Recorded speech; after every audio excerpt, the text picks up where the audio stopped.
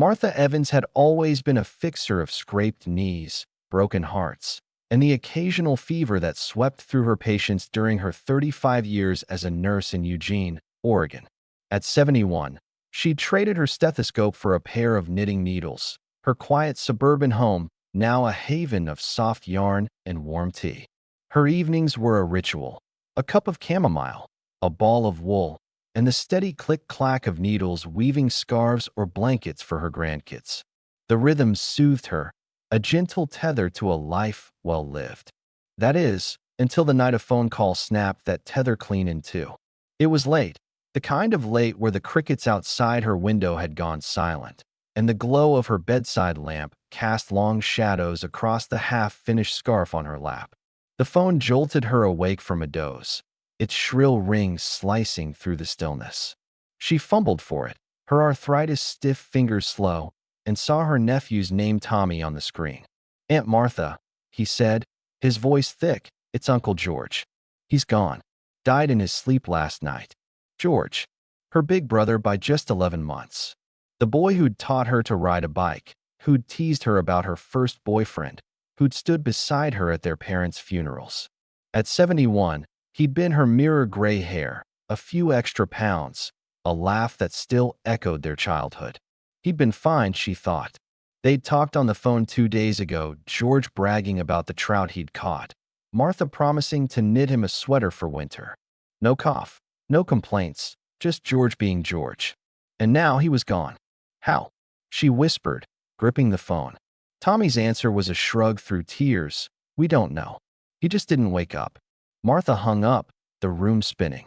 She set the scarf aside, its soft blue strands pooling like water on the quilt, and stared at the wall where a photo of her and George hung, 2 kids grinning by a lake, fishing poles in hand. Her chest tightened, a familiar ache from her nursing days when she'd lost a patient she couldn't save. But this wasn't a patient. This was George, her brother, her rock, snuffed out in the dark while the world slept on. She grabbed the small notebook she kept by her bed, once for patient charts, now for grocery lists and knitting patterns, and scribbled, "George gone in his sleep." Why? Sleep didn't come that night. Martha sat in her rocking chair, the one George had refinished for her when she retired, and let the questions churn. Was it his heart? A stroke? She'd seen both kill silently in her years on the ward, patients who'd seemed fine at lights out, only to be cold by morning rounds. But George hadn't been sick. He'd hiked last month, sent her a photo of the Cascades dusted with snow. She rocked harder, the creak of the chair matching the thud of her pulse. What if it wasn't random? What if something he did, something they both did, had pulled the trigger? The next morning, Martha skipped her tea and went straight to the kitchen table, her sanctuary of yarn replaced by a stack of old nursing journals and her laptop. She wasn't a tech whiz. Tommy had set up the Wi-Fi, but she could still dig like the nurse she'd been. She typed "sudden death in sleep over 70" into Google, her hands trembling as the screen filled with links. A CDC article stopped her cold. Heart attacks, strokes, and breathing failures topped the list of nighttime killers after 70. But it was the next line that hit like a freight train. Lifestyle habits before bed can increase these risks silently, without warning. Martha leaned back, her breath shallow. Habits. Bedtime habits. She thought of George's late night calls, his voice cheerful over the hum of a TV, a beer can clinking in the background. She thought of her own nights knitting with a glass of wine, a snack before bed, the glow of her phone as she scrolled recipes. Were those the culprits? She flipped open her notebook, writing, "Habits, me and George. Are they killing us?" The words stared back, black ink on white, a question she couldn't unask. She dove deeper. A study from the American Heart Association said nighttime routines mattered more after 70. Metabolism slowed, lungs weakened, hearts grew fragile. Simple things could tip the scales: eating too late, drinking the wrong thing, even how you slept. Martha's mind raced. She'd seen patients die from ignored signs: acid reflux masking heart strain, a fall breaking a hip that never healed. Was George's death a sign she'd ignored too?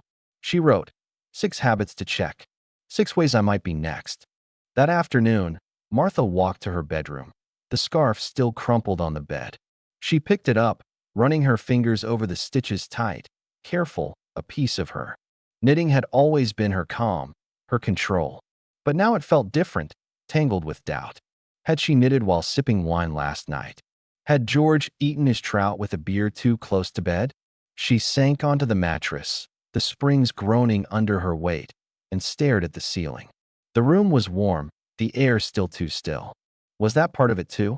She grabbed her notebook again, her handwriting sharper now. 71 George gone. Me left. Bedtime's the killer?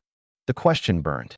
Martha wasn't a worrier by nature. She'd patched up soldiers, held dying hands, faced storms with a steady pulse.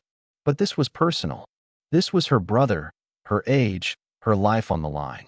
She thought of her grandkids, little Emma asking for a pink scarf, Ben wanting mittens. She wasn't ready to leave them, not like George left her. As the sun dipped below the Oregon pines, casting a golden haze through her window, Martha made a vow. She'd find these habits, these silent assassins lurking in the night, and root them out. Not just for George, not just for answers, but for the mornings she still wanted to see. For the scarves she hadn't finished. For the life she wasn't done living. Hey, before we unravel Martha's story any further, I'd love to hear from you. If George's sudden loss is making you wonder about your own nights or someone you love, drop a comment below and tell me where you're watching from. Maybe it's Oregon like Martha, or maybe it's across the country. And if you're curious about what's hiding in your bedtime routine, stick with me, hit that subscribe button, and let's figure this out together. Your thoughts mean the world, and I can't wait to see them down there. Martha woke the next morning with a heaviness she couldn't shake, George's absence a shadow stitched into her bones. The scarf on her bed stared back, half finished, a silent reminder of the night she'd lost him. She didn't reach for her tea or her needles. Instead, she dragged her laptop to the kitchen table, her notebook beside it, and opened the page she'd scribbled in the dark. 6 habits to check. 6 ways I might be next. Her nursing instincts kicked in, sharp and restless. If bedtime had taken George, she'd unravel it thread by thread and see what she was up against. She wasn't just a sister mourning, she was a woman fighting. She started with the basics, typing bedtime risks after 70 into the search bar, her fingers clumsy but determined. The screen flooded with warnings, articles from the CDC, the American Heart Association, sleep studies she hadn't read since her hospital days. One line burned into her. After 70, nighttime habits can turn deadly, silently raising risks of heart failure, stroke, and sudden death. Martha's breath caught. Deadly habits? She thought of George's voice on their last call, relaxed, laughing, a beer in hand. She thought of her own night's wine, snacks, the hum of her phone. Were these the killers? She grabbed her pen, listing them as she dug. 6 threads in the tangled yarn of her life. First, eating too late. The CDC warned that digestion slowed after 70. Big meals before bed strained the heart, spiked blood pressure, even choked the lungs with reflux. Martha frowned, picturing her routine. She'd nibble cheese and crackers while knitting, sometimes right up to lights out, the salt lingering on her tongue.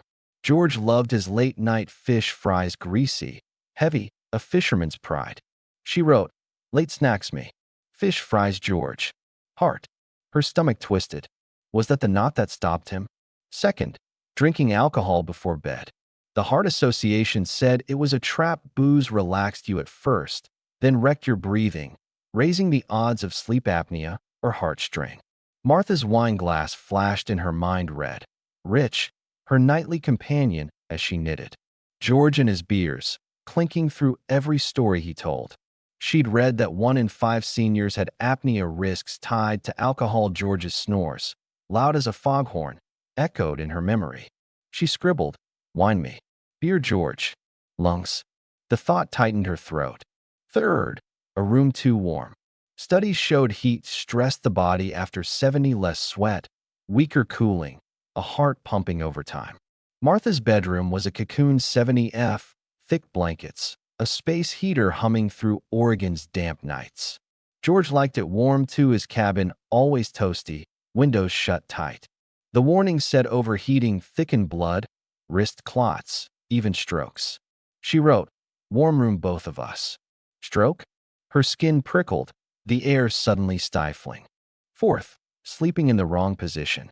The science was stark. Lying flat or on the right side could choke airways or squeeze the heart, especially with age-weakened muscles. Martha slept on her back, head propped on two pillows, a habit from her nursing days. George. She pictured him sprawled flat, belly up, a bear in hibernation. Sleep apnea killed silently. 10 seconds without air, then 20, then forever. She jotted, "Back sleeping me."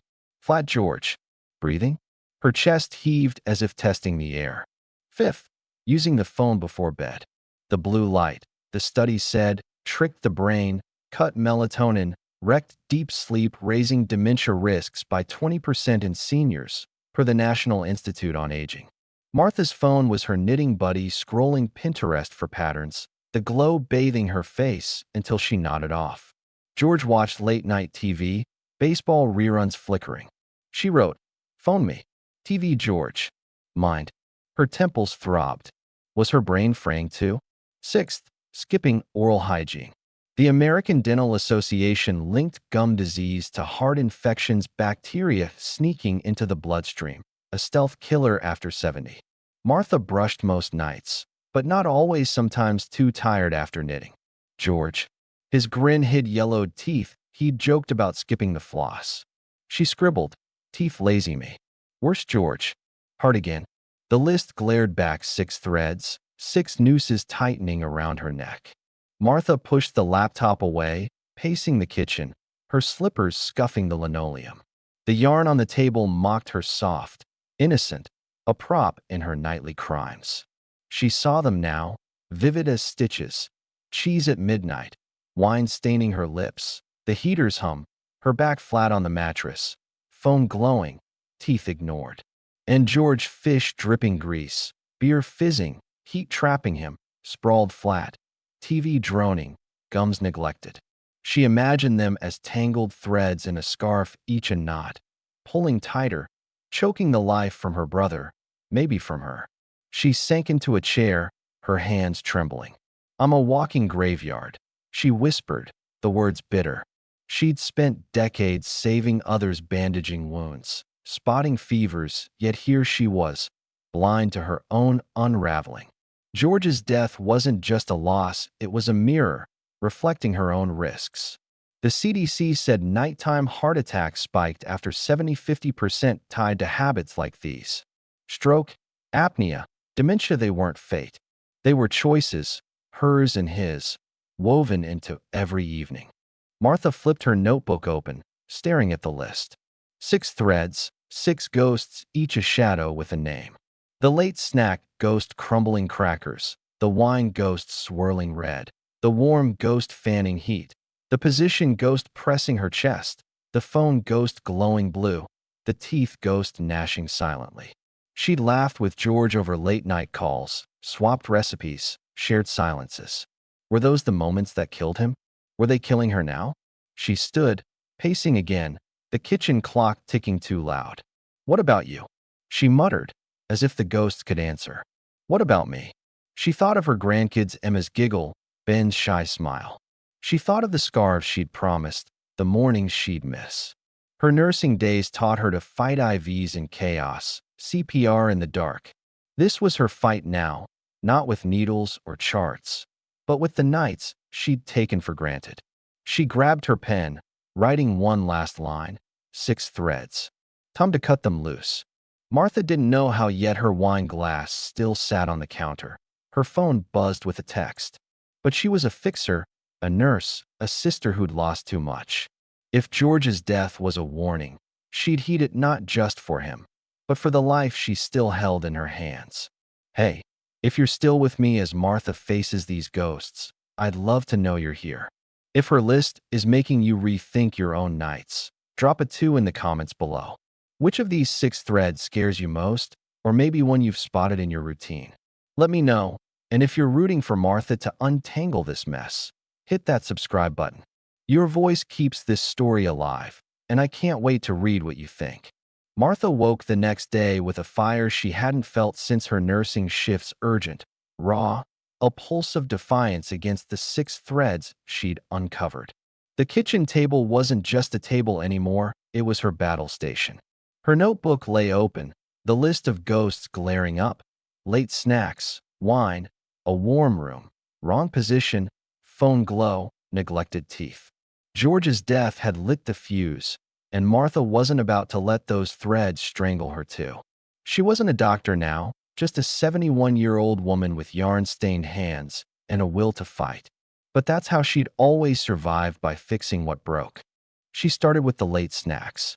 The CDC had warned her eating too close to bed taxed the heart, churned acid, invited trouble. Martha eyed the cheese and crackers on the counter, her knitting companions for years. No more midnight dates, she muttered, shoving them into a cabinet. She'd read that dinner 3 hours before sleep gave her body a break, so she cooked early: a small chicken breast, some steamed broccoli, nothing fancy. The first night, her stomach growled as she knitted, the scarf growing without its salty sidekick. She scribbled, no snacks hungry, but breathing. It felt like a win, small but real. Next came the wine. The American Heart Association said it tricked you calm at first, then a thief of breath, a spark for apnea. Martha's glass sat by the sink, a ruby stain at the rim. She loved its warmth, the way it softened the edges of her day. But George's snores haunted her. Had beer been his noose? She dumped the bottle, the glug-glug of funeral march, and brewed chamomile tea instead. The first sip was bitter, weak compared to Merlot, and she snapped at the kettle for no reason. No wine, cranky as hell, she wrote, her pen digging into the page. But her chest felt lighter that night, her breath steady. The warm room was trickier. Studies pegged 60-67 as the sweet spot. Cool air eased the heart, thinned the blood. Martha's bedroom was a furnace, 70 blankets piled high, a heater purring like a cat. She cracked the window, the Oregon chill seeping in, and swapped her quilt for a cotton throw. She shivered through the first night, cursing the draft, her toes icy. Cool room froze my bones, she jotted, half laughing. But she woke without the usual sweat, her head clearer, and the ghost of heat seemed to retreat. Sleeping position was a battle. The science said left side sleeping opened airways, eased the heart back, or right side sleeping choked both. Martha had slept flat on her back forever, pillows propping her head like a throne. She rolled left that night, a pillow wedged against her spine to hold her. Her shoulder ached by midnight, a dull throb, and she flipped back in defeat. Try again, she growled, stubborn as the nurse who'd lifted stretchers alone. Night 2. She lasted longer, the ache fading. Left side hurts, but I'm here, she wrote. Her snores softened, she could hear it in the quiet. The phone was her toughest ghost. The National Institute on Aging warned blue light killed melatonin, frayed the mind, 20% more dementia risk for late-night scrollers. Martha's Pinterest habit patterns for scarves, mittens, dreams was her lullaby. She powered it off an hour before bed, the screen dark, the room silent. The first night, she tossed, restless, her fingers itching for a swipe. She tried knitting instead, but the rhythm fell off without the glow. No foam board stiff, she scrawled, her jaw tight. By night 3, chamomile and yarn lulled her, and sleep came deeper, dreamless. Teeth were the last thread. The American Dental Association tied gum disease to heart infections, bacteria sneaking through veins like silent assassins. Martha brushed most nights, but flossing? Rare. George's yellowed grin flashed. She'd nagged him once, and he'd laughed it off. She stood at the sink, brushing until her gums stung, flossing until they bled a little. The mirror showed a grimace, but she kept at it, a ritual now. Teeth sore but clean, she wrote, a flicker of pride in the ink. Her mouth felt fresh, the ghost of neglect quieter. The first week was chaos. Martha burned the broccoli, snapped at the tea's blandness, shivered in her cool room, rolled off her pillow, stared at the ceiling without her phone, and winced at floss. Her neighbor, Linda, caught her muttering in the yard and asked, "You okay, Martha?" She forced a smile. Just rewiring my nights. Linda raised an eyebrow, but Martha didn't explain. She wasn't ready to admit she felt like a fool 71 and fighting crackers and wine like they were poison. But then, the threads loosened. By week 2, early dinners settled her stomach, no reflux, no midnight jolts.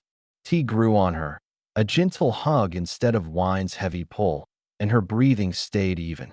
The cool room stopped feeling like punishment. She woke dry, rested, her heart calm. Left side sleeping eased her shoulder, her snores a whisper now. Without the phone, her mind sharpened. She remembered Emma's scarf color without checking. Flossing became habit, her gums pinker, her breath clean. Week 2 ghosts on the run, she wrote, a grin tugging her lips. Martha started something new, a sleep scarf. Each night, she knitted a few rows, a tiny square of wool to mark her progress. Blue for no snacks, green for no wine, white for cool air, gray for left side sleep, yellow for no phone, red for clean teeth. It grew, uneven but hers, a tally of fights won. She hummed while she worked, a tune from her nursing days, thread by thread, keep the ghosts from my bed. Silly, but it stuck, a lifeline in the dark. She wasn't perfect. Some nights, she craved cheese, sipped tea too late, forgot to floss. The ghosts whispered heart strain, apnea, clots, but she didn't hear defeat. She heard George, his laugh over the phone, his stories of trout. This is for you, she murmured, knitting another row. The CDC said sleep quality cut heart risks by 30%, dementia by 20%. Martha wasn't a number, she was a fighter, and every night she won was a stitch in a life she'd almost lost. The scarf grew, a patchwork of her grit. Martha didn't know what lay ahead. Age crept closer, the ghosts never fully gone. But she felt them falter, their grips slipping. She'd been a nurse, a sister, a grandmother. Now she was a weaver, threading her nights with purpose. The battle wasn't over, but Martha was winning one knot, one night, one breath at a time.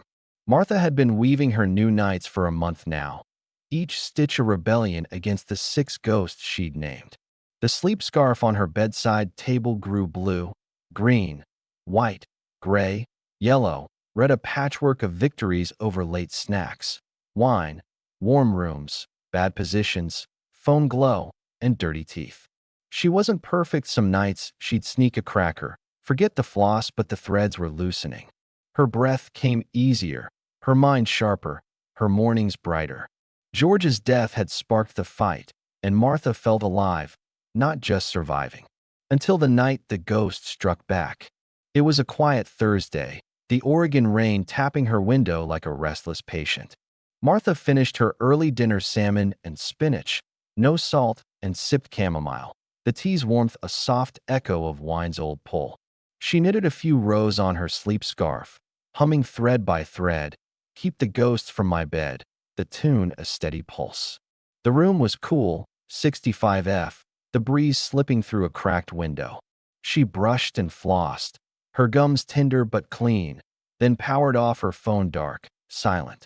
She climbed into bed, rolling left, a pillow propping her side, and drifted off, the scarf beside her like a guard. Then it hit 2 a.m., a jolt from sleep, her chest tight, her breath gone. Martha gasped, clawing at the air, the room spinning like a carousel off its rails. Her heart hammered, wild and uneven stroke. Apnea? She couldn't tell. The ghosts swarmed her mind. The wine ghost choking her lungs, the position ghost crushing her chest, the warm ghost she'd banished now laughing. Not now, she rasped, fumbling for the lamp. Light flooded the room, her scarf tumbling to the floor, and she sat up, wheezing, panic clawing her throat. George, she whispered, as if he could pull her back. She dialed her son, Daniel, her voice a threadbare croak. Can't breathe. Come quick. He lived 10 miles away, but the wait stretched eternal as Martha clutched the bedpost, each gasp a battle. The rain pounded harder, a drumroll to her fear. Was this at the end she'd fought to avoid? She pictured her grandkids, Emma's pink scarf unfinished, Ben's mittens undone. She pictured George, still in his sleep, and fought harder, her nurse's grit kicking in. Not tonight, she growled, forcing air in, out, in. Daniel burst in, his coat dripping, and bundled her into the car.